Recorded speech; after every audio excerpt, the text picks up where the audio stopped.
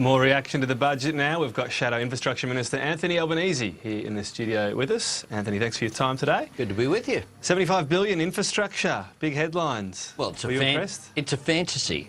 The fact is, if you look at infrastructure spending this current financial year, they budgeted some $9.2 billion. There'll be $7.6 billion spent, a $1.6 billion cut. There was only one new announcement last night with real money attached to it, $13 million for some local road, the Far North Collector Road in the marginal seat of Gilmore. That was it. It's ramping up though, isn't it? Badgerys No, it's not. Creek, It's Melbourne, Brisbane Inland Rail. It's ramping down. It ramps down to just $4 billion in 2020-21. Infrastructure Partnerships Australia, the industry group, have said this. The budget confirms the cut to real budgeted capital funding to its lowest level in more than a decade, using a mix of underspend, reprofiling and narrative to cover this substantial drop in real capital expenditure.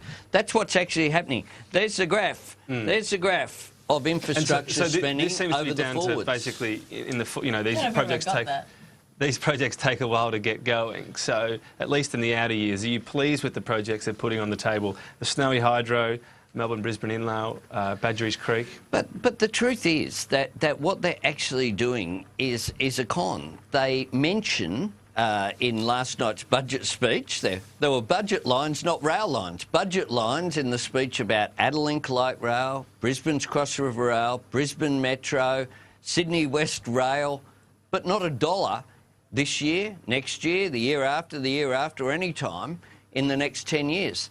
They announced last night $10 billion for a rail investment program, but when you look at it, there's no money this year, there's no money next year. There's $200 million. Just to take $200 million the year after. Just to take the specifics, what about Melbourne Brisbane Inland Rail? Where does Labor sit on that? Melbourne Brisbane Inland Rail, we put $300 million of real money in the budget for getting the planning and the pre-construction work. That's been in the budget, hasn't even been spent by this mob. The concern that I have is the budget treatment. I think it's a good project. But the budget treatment... Even though it's not high up on the Infrastructure Australia list? Well, it's not for a reason, because of the return on capital investment. Now, this government has put it off budget, but John Anderson did a study. John Anderson, not a Labor operative, former Deputy Prime Minister, leader of the National Party, produced a report that said that the capital investment wouldn't be paid for within 50 years of this project operating. So I can't see how all of that fund can be off budget. Is it a good project? Yes, we did the planning work on it. We put $600 million was already spent on the existing parts of the line that'll be upgraded, $300 million on the new lines. After 4 years, the Nats have finally come up with something, but it's all in the outer years and it's all off budget. There's actually no on-budget investment that's necessary to make projects like this happen. Anthony Albanese, in general terms, what you're saying about what John Anderson did and the business case for Inland Rail, doesn't this point to the need for a hands-off approach to infrastructure, the development of an authority, not just Infrastructure Australia, but with the level of independence and autonomy of the Reserve Bank to deal with infrastructure projects so that they do not become pork barrelling on a massive scale, as would be the case with Inland Rail? Well, that's what we did with Infrastructure Australia. We funded all 15 of their top priority projects. Projects like the Majura Parkway, the Hunter Expressway, projects that have been on the drawing board, but politics had got in the way for a long time. And we are very much of that view. What we have here is a budget whereby the only actual new on-budget expenditure is for this road that, quite frankly, I'd never heard of. I doubt whether anyone watching this show had ever heard of. The Far North Collector Road apparently isn't actually in Collector. It's in the marginal seat of Gilmore. We had to go looking for it today. $13 million, that's it. And we know that projects like Cross River Rail, for example, was approved by Infrastructure Australia as the #1 project in 2012. And it doesn't receive $1 from this government, even though it was funded in 2013, cut in 2014 budget, like they cut all the other public transport projects. Everything else in this budget is just a shift of funds. So the Perth Freight Link project that was always a dud, some of the funds, they used 3 different figures in the budget paper, so it's not clear how much has been transferred to Perth Metronet, which is what Labor went to the election saying should be funded. And that's a good thing. The Bruce Highway, no new spending at all in that.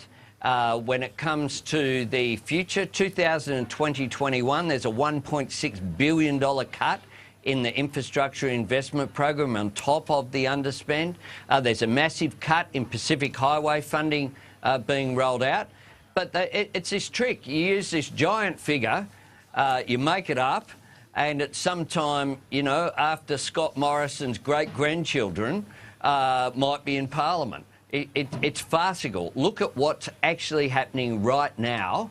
And even the infrastructure financing facility set up in the Department of Prime Minister and Cabinet with $17 million of funds set up to provide a solution for a problem that doesn't exist because there is capital out there for good infrastructure projects. It's being funded by cutting the actual roads budget, cutting the money that's set aside to actually build infrastructure, to employ high-end bureaucrats to do goodness knows what, because no one in the infrastructure sector backs this facility.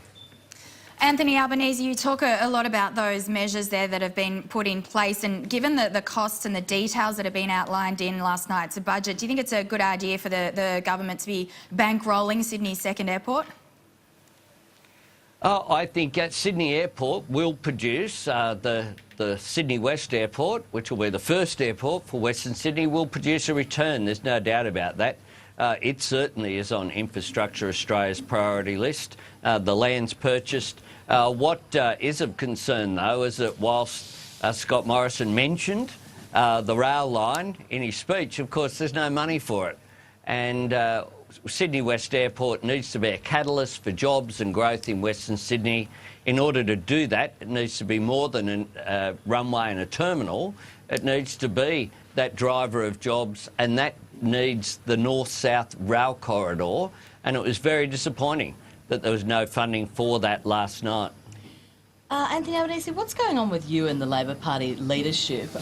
Barry Cassidy has been suggesting that you may be interested in challenging for the leadership a well-known media mate of Bill Shorten. Are you being stitched up by Bill Shorten's media mates? Well, Barry Cassidy hasn't spoken to me for a while. I've been on Insiders, I think, once in the last couple of years, so I have no idea what he's talking about. The fact is that the media all the time, they have this thing of, you know, you shouldn't stick to the talking points. As soon as you actually say what you think, and I said what I think, I was asked a question, it's consistent. We're talking about this ad. So you said that this ad that had Bill Shorten surrounded by people that were as sort of white as a loaf of Swiss-made bread, that this ad was a shocker. This was interpreted as you taking a shot at Bill Shorten's leadership. Can you rule out challenging Bill Shorten for the next election? That's absolute nonsense. We have our leader.